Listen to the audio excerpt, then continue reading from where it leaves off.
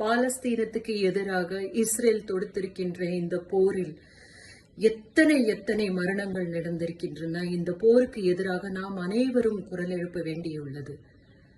போர் என்பதே மாண்பானது அல்ல. ஆனால் போர்க்காலத்தில் சில மாண்புகள் கடைபிடிக்க வேண்டும் என்பது எல்லோரும் அறிந்ததுதான். அந்த மாண்புகளை எந்த விதத்திலும் கடைபிடிக்காமல் குழந்தைகளுக்கு பால் முதல் கொண்டு எந்த உணவும் அவர்களுக்கு சேராத வண்ணம் எல்லாவற்றையும் தடுத்து இருக்கிறது இஸ்ரேல். உணவிற்காக மக்கள் காத்திருக்கிறார்கள், அவர்கள் கொல்லப்படுகிறார்கள், பதுங்கு குழிகளில் கொல்லப்படுகிறார்கள். அவர்களுக்கு எந்த விதமான வாழ்வாதாரத்தையும் மறுத்திருக்கின்ற இந்த உலகமே சுற்றி பார்த்து கொண்டிருக்கின்ற இந்த போர் நிறுத்தப்பட வேண்டும்.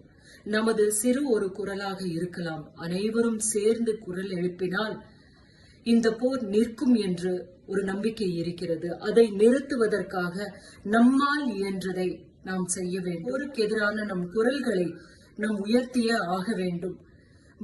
மனித குலத்திற்கு எதிரான இந்த நடவடிக்கைகள் அனைத்தையும் நிறுத்துமாறு இஸ்ரேலுக்கும் இஸ்ரேலுக்கு துணையாக நிற்கின்ற US-க்கும் நம் கண்டனங்கள் தெரிவிக்க வேண்டும்.